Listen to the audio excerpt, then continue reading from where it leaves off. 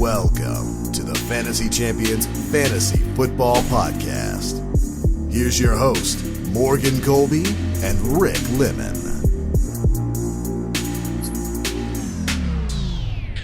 What's poppin', Fantasy Champs? Welcome on into a good old Wednesday program of the Fantasy Champions Fantasy Football Podcast. My name is Morgan Colby. I got Rick Lemon with me as always. What's poppin', Ricardo? What's going on? I got my lime bubbly. I got the show notes. That's all you need. End of list. And I got a Honestly, Thursday. you can take the show notes out of there. Say it again. I said you could probably even take the show notes out of there. Yeah, just the bubbly. Bubbly is life. I don't know. Like, which is weird. There was this run on cranberry bubblies like 2 years ago. Okay, It's interesting. I drink the lime bubblies, if you can see it. It's the lime bubblies. You a cranberry bubbly kind of guy? I loved cranberry bubblies. They were so good. And I tried to find them on their website. No one sells them anymore. I don't know if they even make cranberry. They just got rid of them. I was kind of like triggered, to be honest with you. So every week I go to the store in hopes that there's cranberry bubblies. It's cranberry season, okay? You should put in a complaint. I should put in a complaint because I want the cranberry bubblies back. It's been 2 years. I've had enough. Anyway. I honestly can't drink any other kind of bubbly besides lemon lime because now you're probably just addicted to 100% addicted. I like it. Sometimes I will pick up a bubbly. This is like addiction level. But I will drink it and I'll go, oh. And my wife will say, it's not that good every time. I'm like, no, it is that good. When you're craving soda, but you know you can't have it because you'll be 300 pounds if you do. That's right. As a complete side note too, I was thinking about it on Sunday. Offensive and defensive linemen are usually pretty heavy. Yeah, but they're all in shape. They are relative shape. You know how much food you have to eat to do that? You have to eat a lot, a lot of food.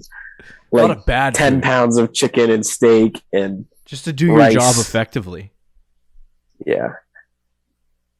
No, that's actually it's very hard. It's very underrated that they're able to move pull that up and run back and forth as much as they do, and still 300 pounds, and then still weigh 300 pounds. Yeah, it's all the burgers. But anyway, complete nonsense to start the program here.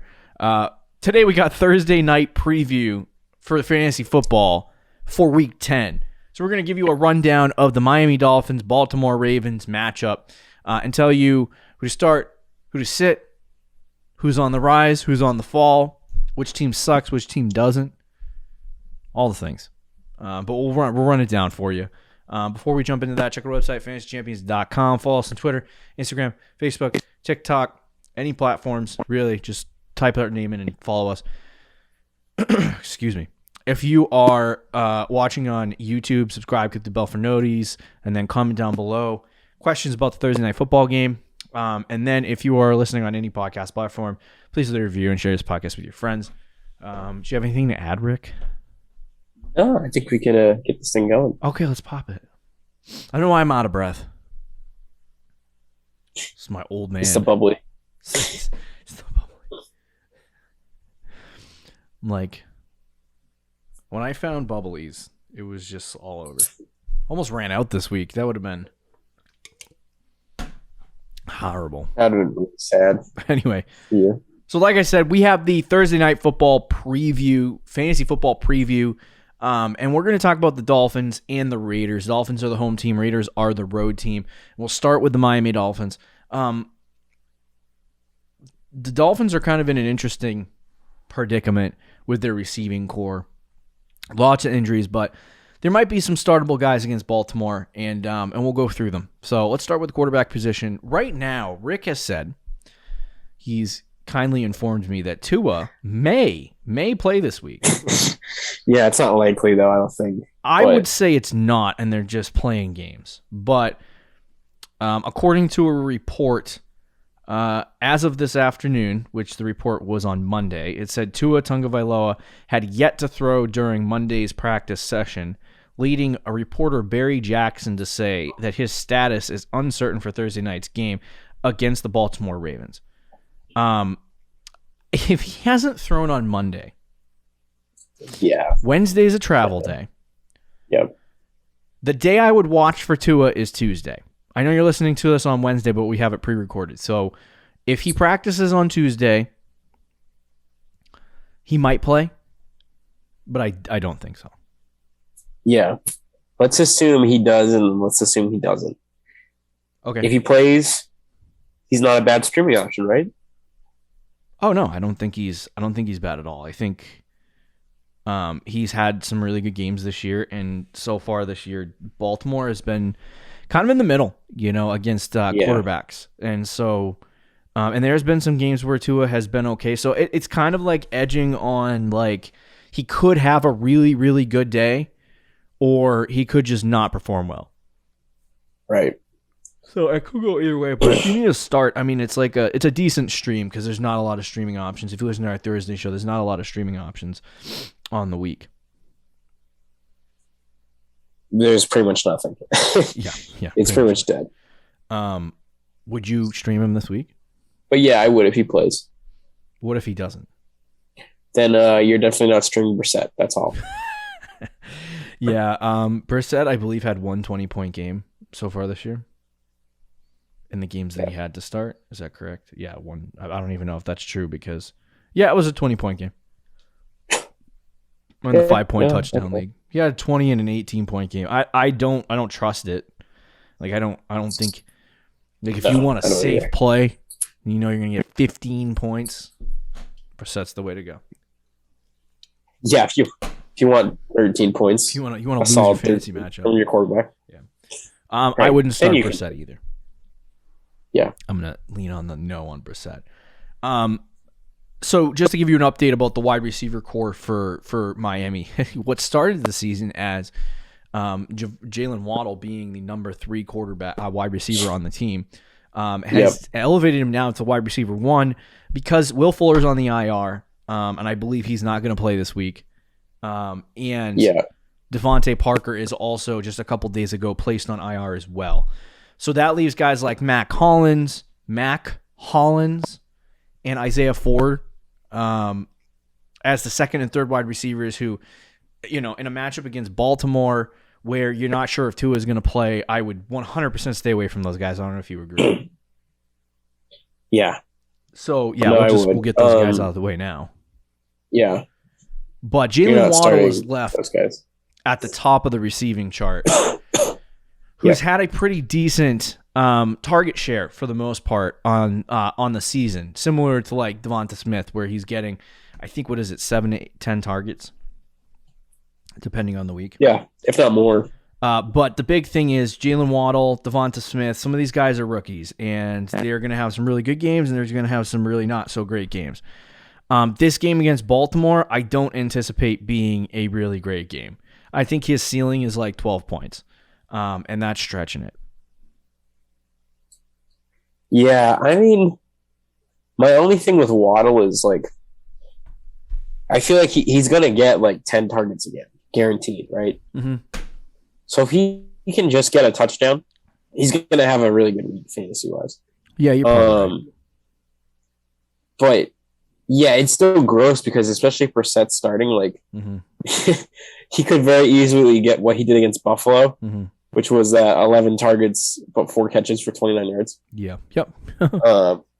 So it's tough. I think there's better options out there, but at the same time, I think Waddle's not a bad flex for this week just because he is the only option in that offense, or the main option at least. Yeah. And I think he's going to be good for probably double-digit targets. Yeah. Double-digit targets obviously is very much within the capability of Waddle. And in games where he's had 10 or more targets, he's had 11 fantasy points, 24 fantasy points, 4 fantasy points, and 12 fantasy points. Against tough matchups, he's had 5, 11, and 4.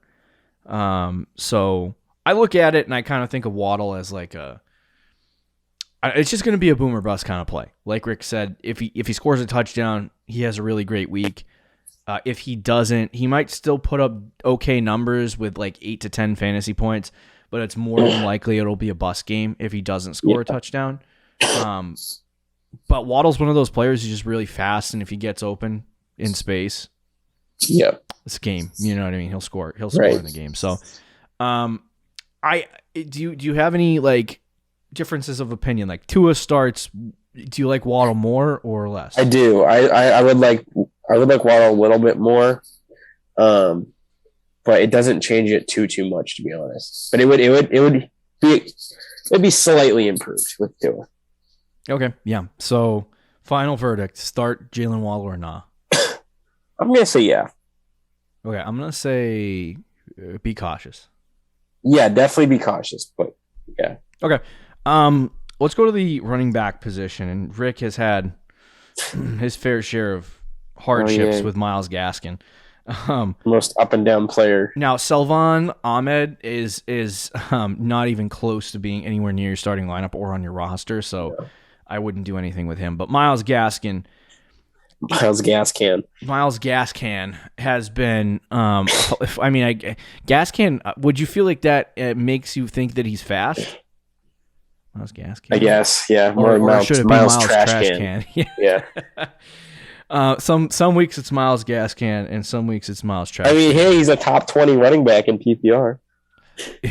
Yeah, of course he is. It's gross. So what I have noticed is that in the first, it's kind of weird for him. In the first 6 weeks of the season, I don't think Miami really knew what they wanted to do with the running back position. They had brought in Malcolm Brown and I believe one other guy. Was it Matt Breida who was still there?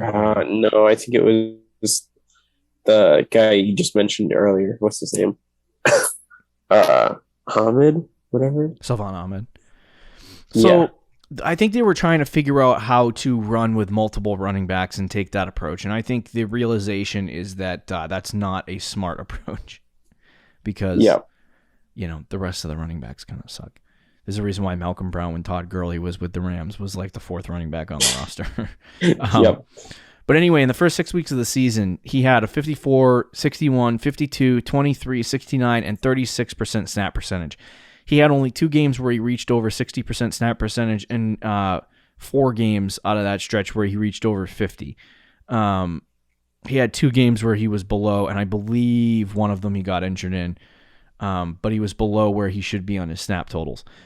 In those games as well, he had 9, 5, 13, 2, 5, and 5 rushing attempts, but also brought in quite a large amount of pass catching opportunity, which is good. That gives you some upside and a base floor for Myles Gaskin. The big thing is that I think he's probably their best rusher. Yeah, and he's not even really that good, so that's saying something. But the last 3 weeks against Atlanta, Buffalo, and Houston, he's had 15, 7, and 12. 63, 58, and 72% snap percentage. Some of the highest per snap percentages on his season. He's also had 15, 12, and 20. Some of the highest. And Malcolm Brown is on IR right now, the 3-week IR. Oh, see, so they forced his hand.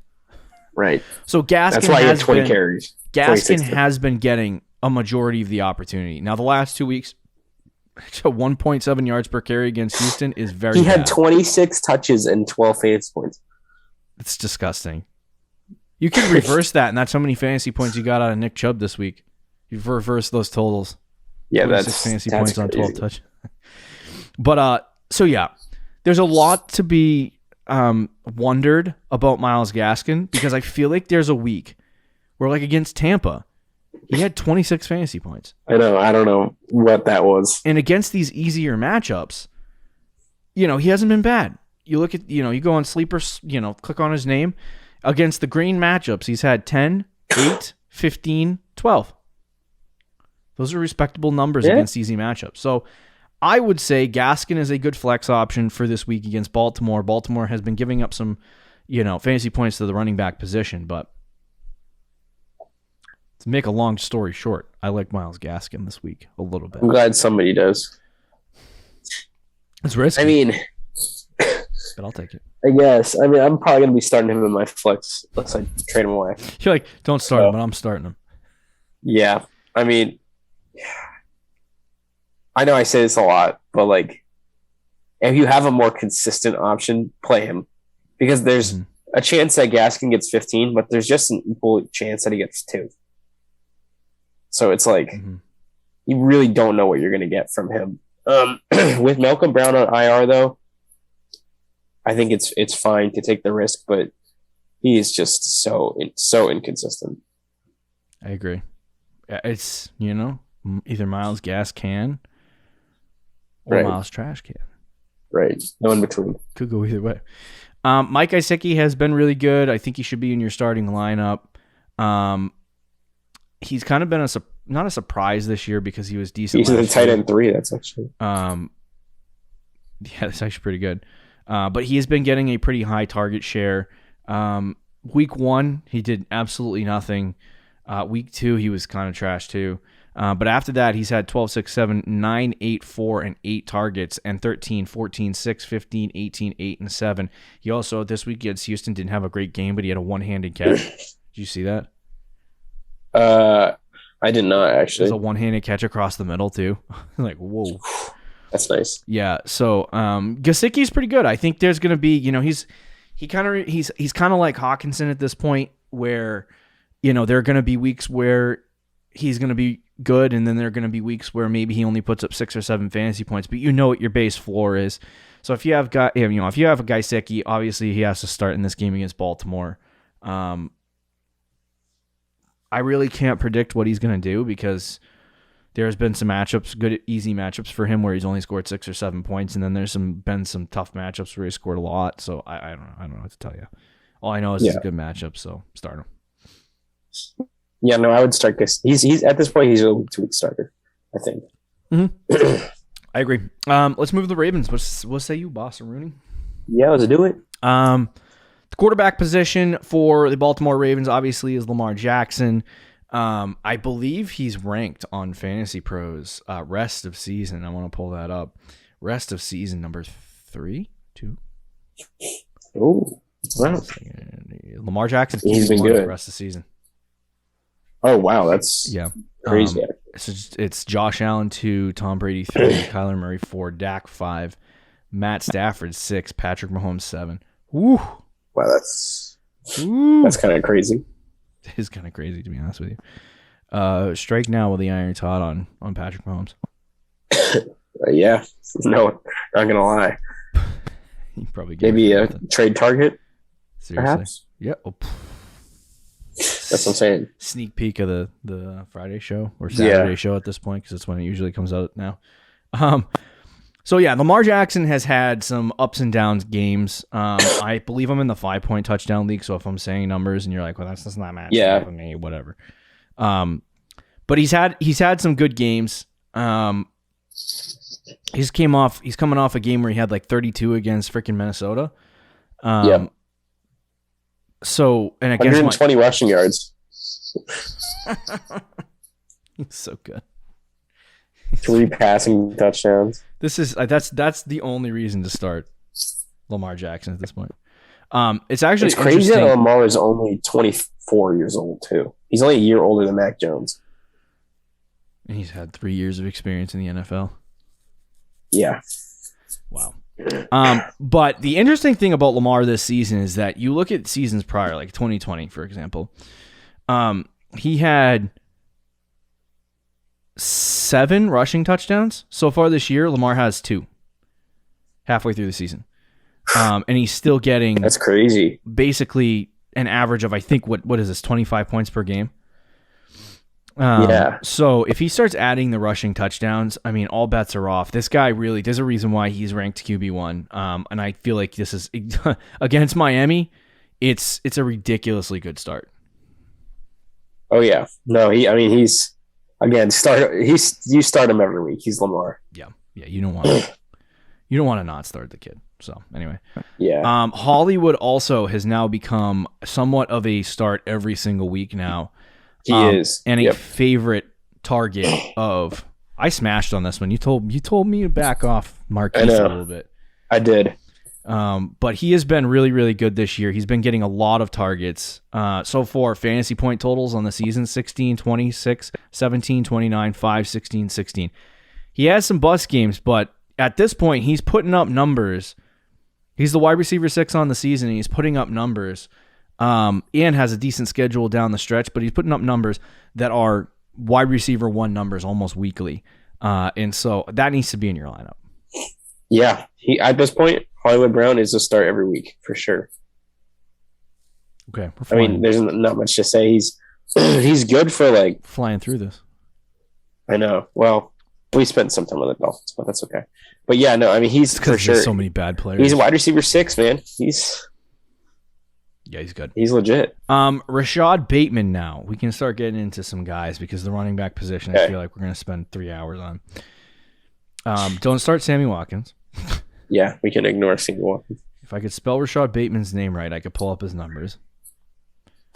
I got to start like, you know how they print out sheets on like television shows? Like stats and crap? I got to start doing that. Yeah. Maybe I'll find it start doing faster. That. But anyway. So Bateman missed the first 5 weeks of the season on IR or PUP or whatever. I can't remember what it was, but he missed the first 5 weeks of the season. The last couple weeks he's had, and we talked about him on the waiver wire show yesterday, but the last couple weeks he's had a decent target share of, I want to say 6.5 targets a week. And he's been getting 60% of the snaps. So if he goes out there for a full percentage, of routes, 90% of the snaps, gets 10 targets. He probably would get somewhere around 8 or 9 targets a game. The big thing for him is there's no real touchdown upside. Like he might catch 2 touchdowns on the season. At this rate. Mm-hmm. Yeah. He's an intriguing guy to have on your roster, but I don't think he's startable. Yeah, I agree.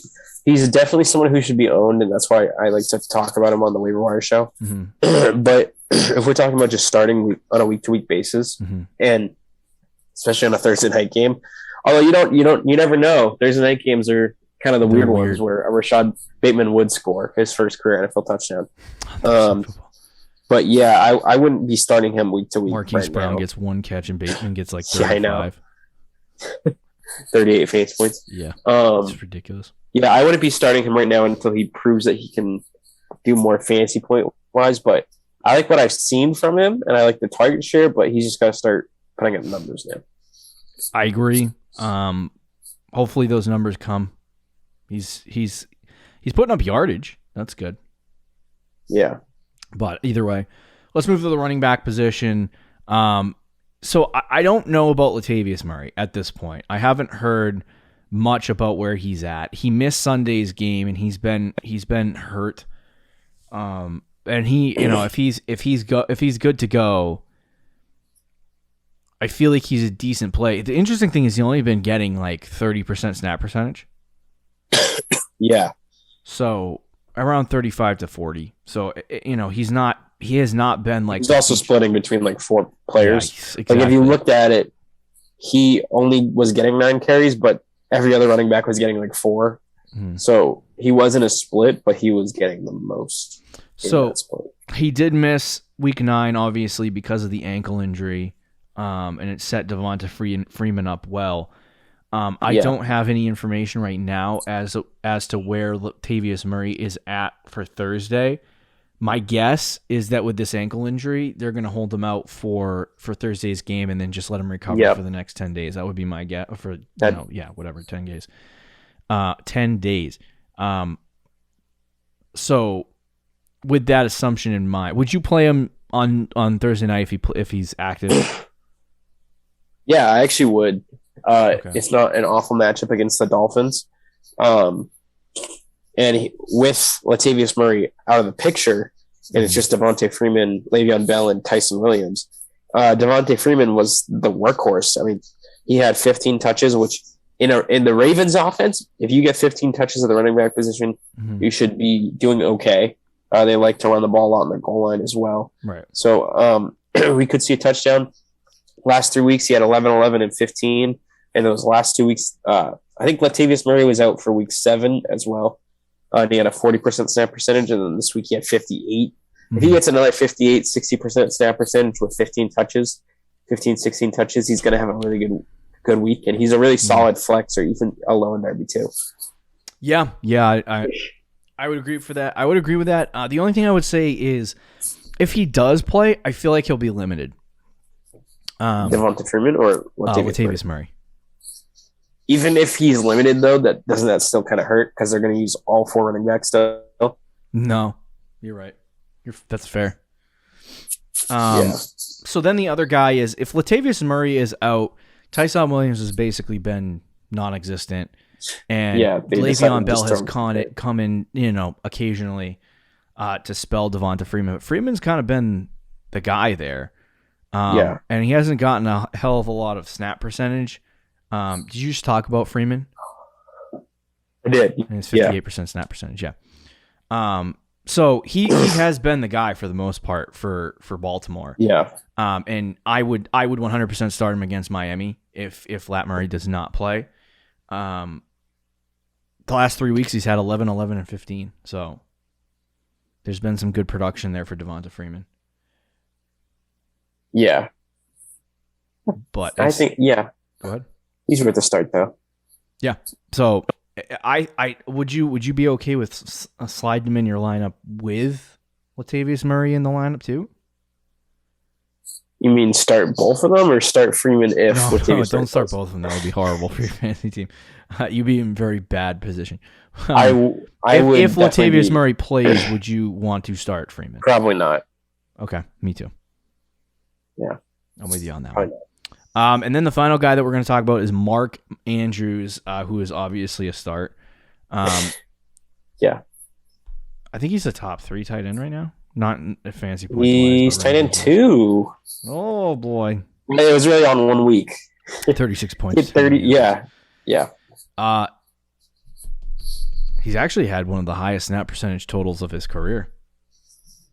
That's good to know. But either way, yeah, he's a start this week against Miami. You can saddle him up. Him and Mike Gesicki is a good tight end duel.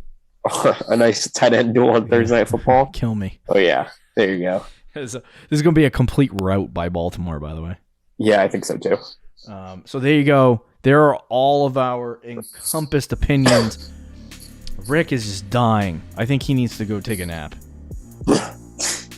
Some medicine. His cold is just infiltrating the microphone and coming into my house. I'm sorry. Anyway, enjoy your Thursday Night Football. We'll talk to you tomorrow, guys, with starts and sits. Thank you for listening to the Fantasy Champions Podcast. Make sure you subscribe on iTunes and YouTube and follow us on Twitter @TheFFChamps.